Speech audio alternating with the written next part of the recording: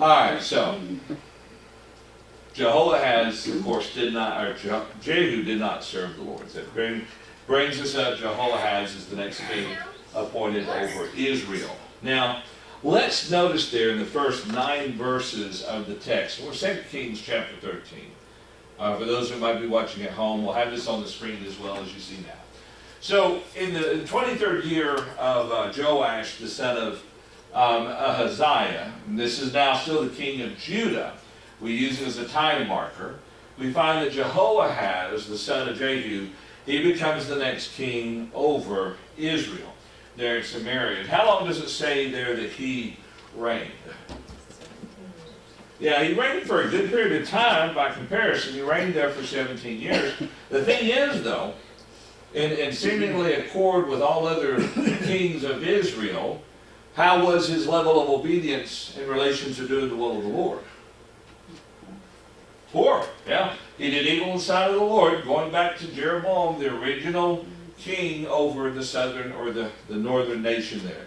And is it not interesting that through nearly the whole course of the history, when you have the divided kingdom, and you have Israel up here, and Judah down here, isn't it interesting that the very first king over Israel, Jeroboam, appointed by God, leads Israel into sin, and he becomes the de facto standard for all of the kings after that.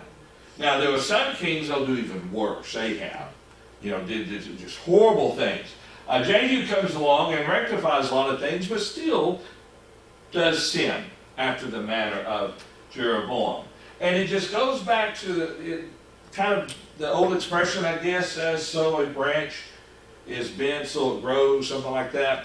The very first king of Israel, God gave him an opportunity to serve him and prosper and be faithful. And he didn't, and all those who followed him failed to do that as well. He did not depart, that is Jehoahaz, did not depart there from the sins of Jeroboam. So, notice they're picking up in verse 3, the Lord's reaction to him was very serious, obviously. The anger of the Lord was aroused against Israel, and it says that he delivered him into the hands of which king of Syria? Hazael. Kind of a quick question, which prophet appointed Hazael the next king over Syria? Elijah or Elisha? Elijah. Yep. One of the last things before he died was to appoint Hazael, although it was going to be some years before he took the throne. Okay. But he appointed Hazael king of Assyria. And so, here we have the Lord delivers them into the hand of Hazael king of Syria, and into the hand of Ben-hadad, the son of Hazael, all their days. What was the king's name prior to Hazael? Ben-hadad. So a little bit of confusion there, but it clarifies that this Ben-hadad in verse 3 is, of course, the son of Hazael, not the Ben-hadad that Hazael replaced. He had died. So Jehoahaz, of course, he pleads to the Lord to listen to him because of the oppression of Israel and the king of Assyria over Israel. And so the Lord decides to give Israel deliverer, and they, of course, escaped from the hands of the Syrians there. But here's the problem, though. Did it alter their behavior? No. He's still, and this might seem hard for us to believe, but even at this stage in the game, the Lord still listens to his people. Although Israel had engaged in sin, it's very reminiscent of the days of the judges where the people would sin, the Lord would sell them into captivity, they would cry out, and the Lord would deliver them. It's just a repetitive cycle. Same thing happened here. Here we have Jehoahaz leading Israel into sin. The Lord sends Hazael and the Syrians there to come and oppress them. They cry out to the Lord. The Lord then sends a deliverer to them. But yet, they don't change their ways. They don't change their actions. He remained engaged in the sin of the house of Jeroboam, made Israel to sin, as it says there, and the wooden image also remained in Samaria. So, continuing there, it says that he left the army of Jehoahaz. Now this is, you notice they are nice enough to capitalize the he here for us. Who does that suggest that he's talking about here? Who left the army of Jehoahaz only 50 horses, 10 chariots, etc., etc. Yeah, they're suggesting God. But when you look at the whole of the text, it might be a different point. He says, for the king of Syria had destroyed them and made them like the dust at threshing. So it might be viewed that the he there is talking about the king of Syria. All right? But since the he was talking about previously the Lord sending a deliverer, then they may be making a backward connection in the pronoun there, applying it to the Lord. If so, there's a gap there because you have that middle area there in verse 6 where it explains that they did not depart from the sin. So either way, the he could be the Lord or the he could be the king of Syria. Any thoughts and comments? It's kind of interesting sometimes when you're reading through, especially dealing with pronouns and so forth, because this wasn't written in the language that we've grown up, reading. This was written originally in Hebrew. What's one of the most oddest things about the Hebrew, originally the Hebrew alphabet? What was it lacking? Yeah, it lacked vowels. Hebrew alphabet only had consonants. And so that was one of the great challenges through the course of time. But they had individuals, and we're talking about going way back, who continued to read. And I don't remember, I'd have to look at my history books. But some point down the way, they adopted, probably when they were in Babylonian captivity, I suspect, they adopted the use of vowels and began to incorporate vowels within the Hebrew language. And then while they were in Babylon, you had a couple different translations of the Hebrew Bible, and copies of it taken to Egypt, to what was the other one? Syria? I think maybe even Syria. I have to go back and look and see. That's not right though. There's like 3 or 4 different copies that came up here in the Babylonian captivity, and so that has nothing to do with what we're studying about, other than to make the pronouns difficult. Trying to remember who they're talking about. But it is very interesting history to see about the transmission of the text. All right, anyway, back to the text here, though. What happened to Jehoahaz? Nothing memorable. He dies. Everything that he did, the rest of his acts, they're recorded, and he rested with his fathers, and they buried him in Samaria. Again, why did they bury him in Samaria? Samaria was the capital of Israel. Yeah. Just like all the kings of Judah, most of them, would be buried in Jerusalem, or with the tombs of the kings. Same thing here. And Joash then reigns in his stead. All right, any thoughts or any comments? All right, Joash is one of those other names that you'll sometimes see, Joash or Jehoash. Jehoash will be another rendering of that. Let's see. Make sure I'm not missing any comments over here. All right. So, continuing here within the text.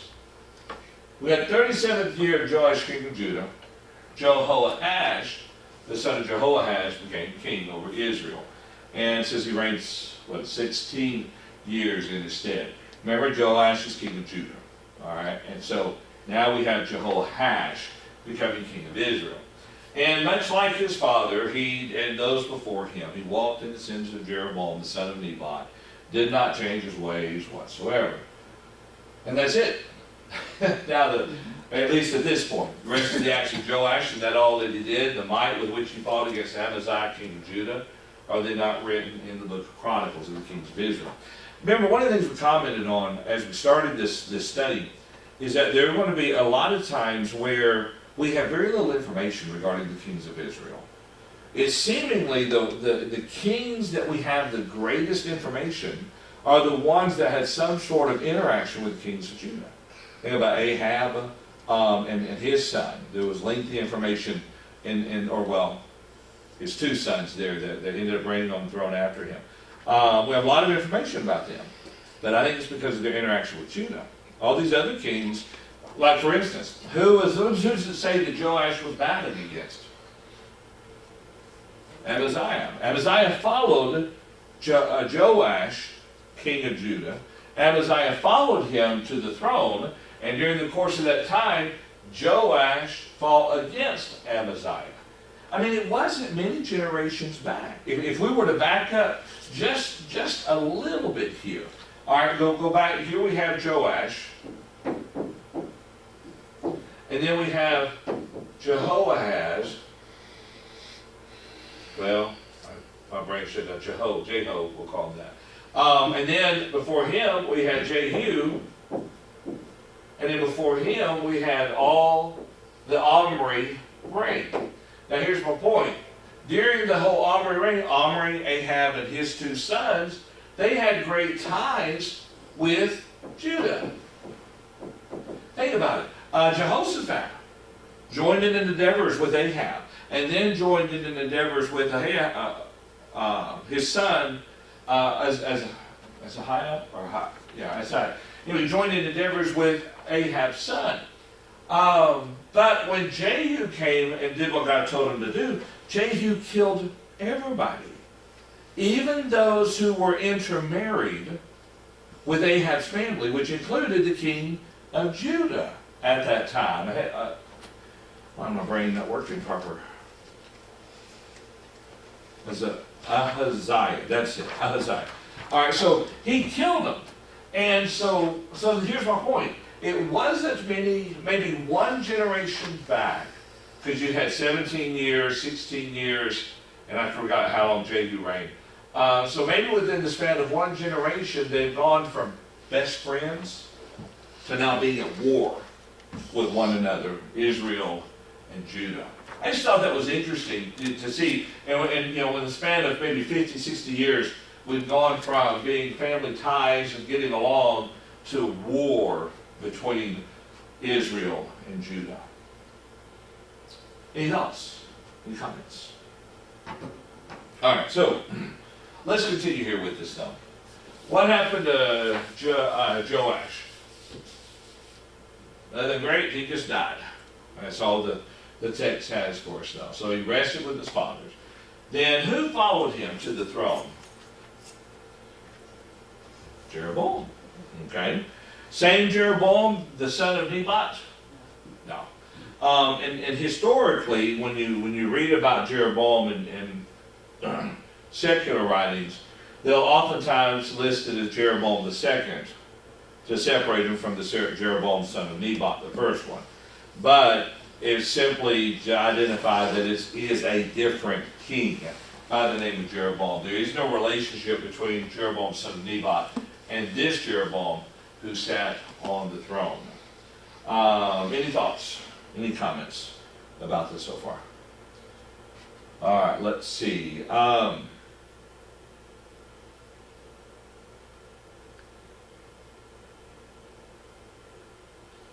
There was something I wanted to bring up here.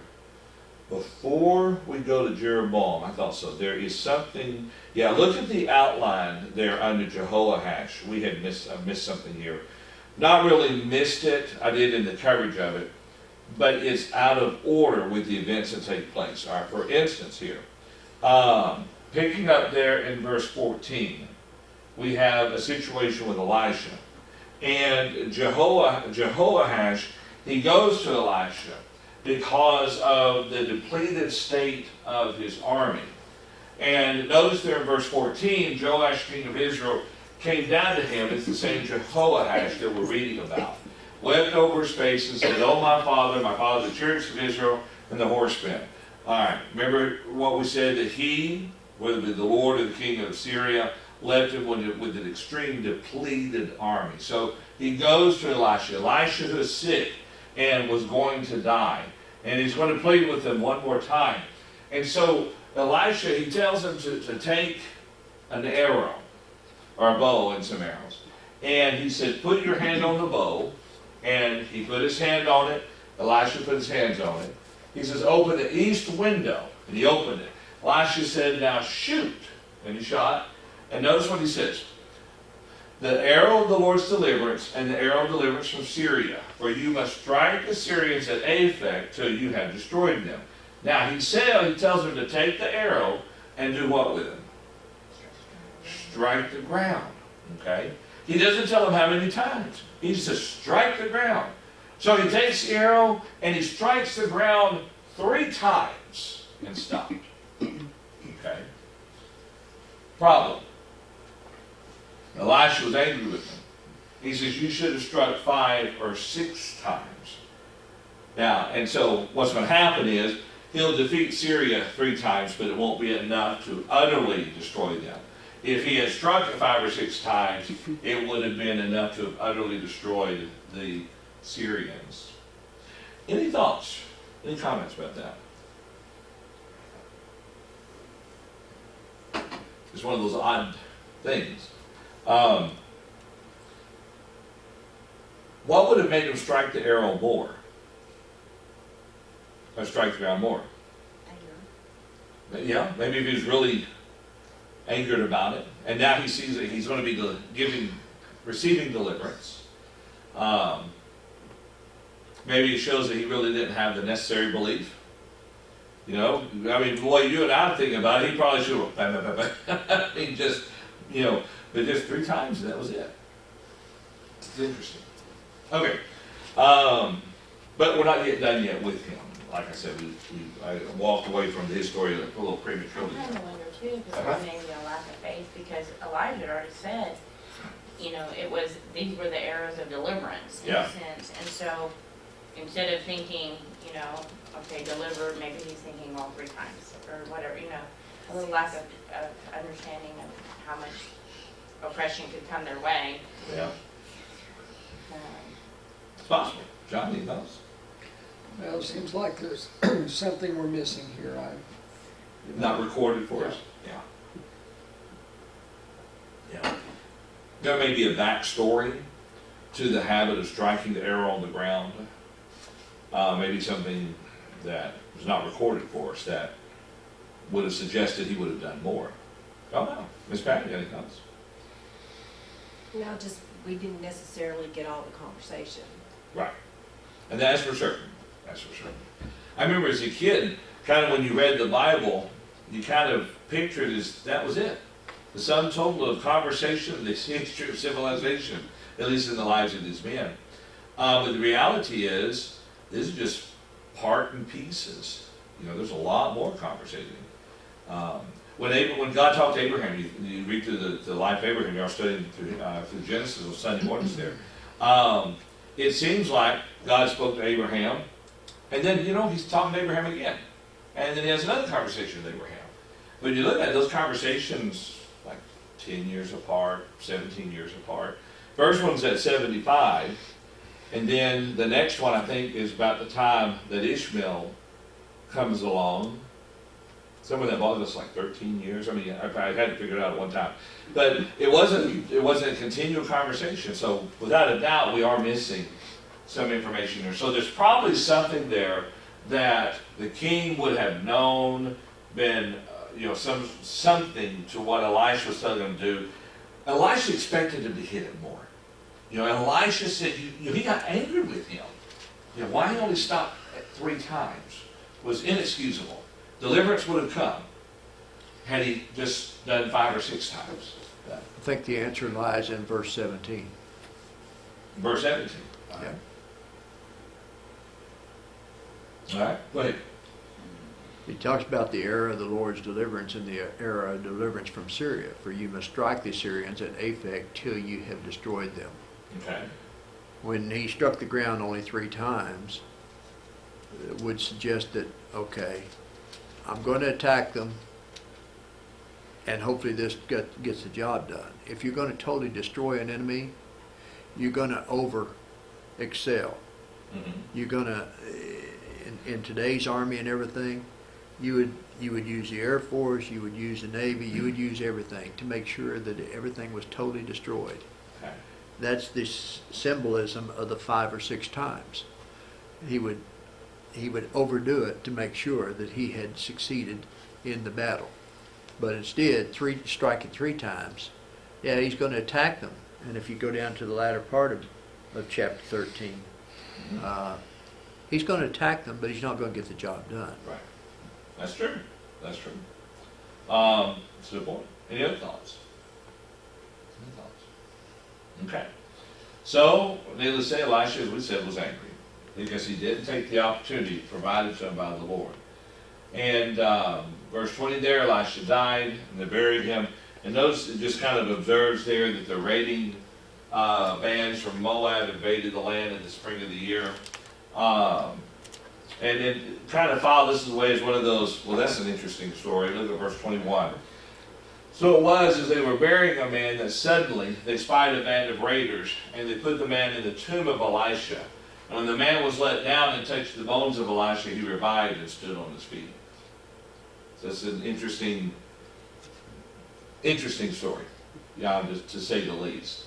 I've told that story a little bit wrong, but they were trying to get away from the raiders. They put the man into the tomb, and the way I tell it is they took him, threw him in the cave, and he hit the bones of Elisha. A little bit different, but they let him down, and he does touch the bones of Elisha, and he revives and stands on his feet. That's a good trivia question if you ever want to stump somebody.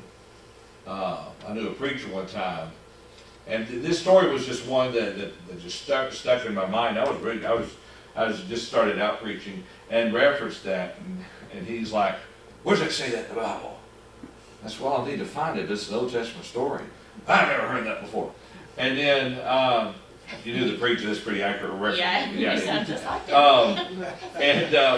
And it's a class I was teaching, and so one of the members who was very nice to us, she started looking for it, and she said, "John, the account you're talking about is over here." And so he goes, "Oh, okay." And so You sound just like him.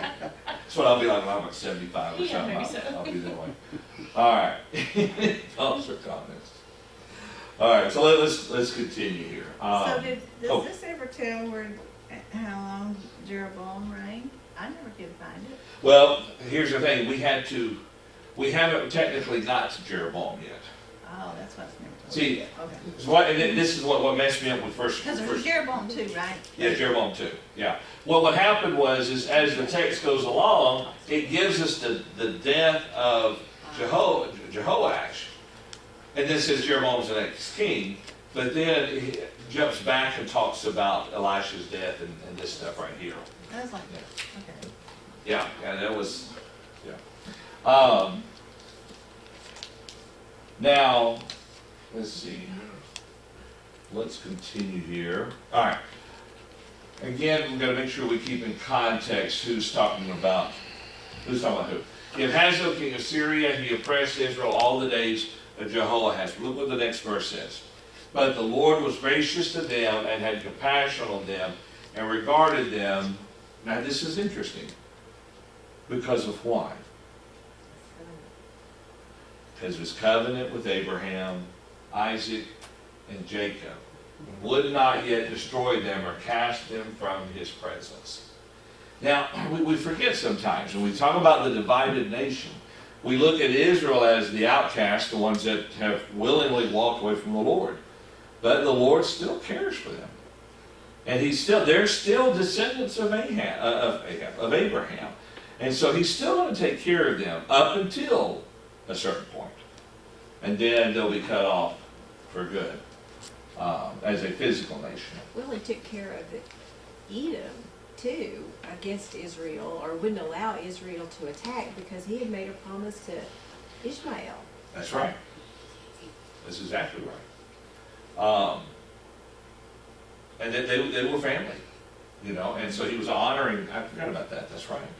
Later, Edom will pay the price because they were treacherous against him, but that's right, there was a time that he said no. I mean, they were headed towards the promised land after the 40 years. Yeah. He said you can't attack Edom or the Moab.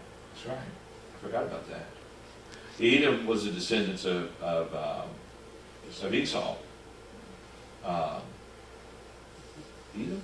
Yeah, Edom's descendants of Esau. And Moabites were descendants of Lot. But even so, though, Ishmael was promised there'd be 12 princes, 12 kings coming from him. Mm-hmm. And, yeah. So interesting. Very interesting. All right, any other thoughts? All right, so, King of Syria dies. His son Ben-Hadad reigns in his place. And Jehoash, he recaptures from the hand of Ben-Hadad the cities that the father there Hazael had taken. And 3 times Joash defeated them and recaptured the cities of Israel. So I mentioned a while ago, at the end of the chapter, they say, here's what the Lord had said was going to happen. This is what did happen, of course. But had he simply struck the ground 5 or 6 times, he would have completely and utterly destroyed them. All right. Any thoughts? Any comments? All right, let's see. Let's jump down in chapter 14 now to verse 23. There is a change of kings in Judah, but we've already studied them. So we're chapter 14. And scroll down to verse 23. Ms. Decker, we're going to get back to Jeroboam here real quick. And let's finish up Jeroboam here. So in the 15th year of Amaziah, the king, the son of Joash, king of Judah, Jeroboam, the son of Joash, king of Israel, became king in Samaria.